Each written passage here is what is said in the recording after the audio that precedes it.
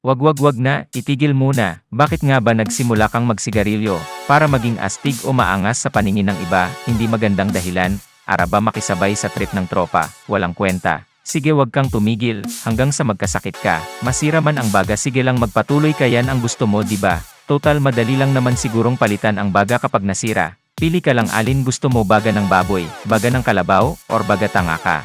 Ang bata-bata umuusok na ang bunganga.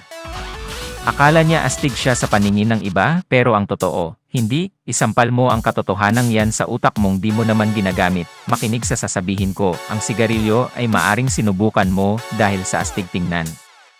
Gaya-gaya sa tropa or out of curiosity, kahit ano pa man ang dahilan, dapat itigil mo na yan. Pero bakit nga ba nagustuhan ng katawan mo? Ito simula nang nasubukan mo, yan ay dahil sa nicotine na nagbabablock sa certain part ng brain natin, para mag-accumulate or dumami ang dopamine sa utak, isang feel-good hormones, at yan ang dahilan kung bakit sa bawat gamit mo ay gumagaan o feel good ang nararamdaman mo. Ngunit ang sigarilyo ay masama ang epekto sa katawan, at darating ang oras na magsisisi ka. Kaya dapat huminto ka na habang maaga pa, kapatid. Maawa ka sa sarili, at sa mga magulang mo, na umaasa o kailangan ka kapag sila ay tumanda na, at ituon mo na lang ang sarili mo sa pag-gym, basketball or jogging, dahil ang mga ito ay nagdudulot rin ng feel-good hormones, at mas makakabuti pa ito sa katawan.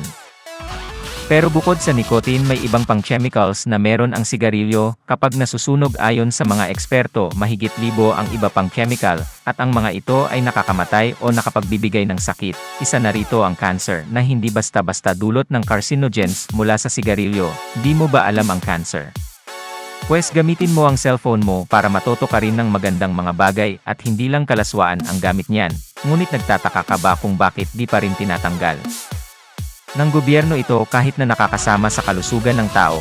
Ito ay sa kadahilan ng mataas ang buwis sa mga produktong ito. Ibig sabihin, mataas ang nakukuhang pera ng gobyerno mula dito. Dahil marami ang tumatangkilik na mga limitado ang kaalaman, bumibili pa rin sila nito, dahil nakatuon lang sila sa resulta na naidudulot nito sa kanila. Yun na, ang feel-good hormones na sinasabi ko. Ngunit hindi nila alam ang matagalang epekto ng paninigarilyo sa katawan, tulad ng lung cancer, pag-itim ng gilagid, develop ng tolerance. Ibig sabihin, pag nagtagal, mas kailangan mo gumamit ng mas maraming sigarilyo kumpara dati, para maramdaman mo ang feel-good hormones na naramdaman mo nung una mo itong ginamit.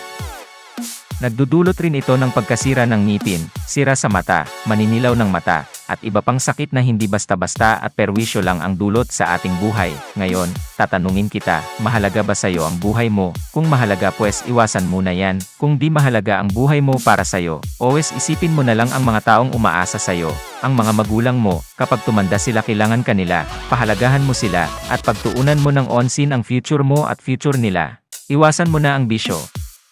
Sa halip, ituon mo na lang ito sa pag-ehersisyo, mas makakabuti pa ito sa katawan mo at isip na makakatulong sa'yo in the future. Magdesisyon ka ng tama at huwag ka maging makasarili, dahil sa pagtanda ng magulang mo, kailangan kanila, kaya habang bata ka pa o may panahon pa, pagtunan mo ang pag-improve ng sarili ng buhay mo, para kapag tumanda ang mga magulang mo, may pera ka para sa kanila, at para hindi mo sila pagtabuyan, dahil may pera ka, may kakayahan, kayan ang isipin mo, hindi ang walang kwenta, salot, perwisyo at problemang mga bisyo.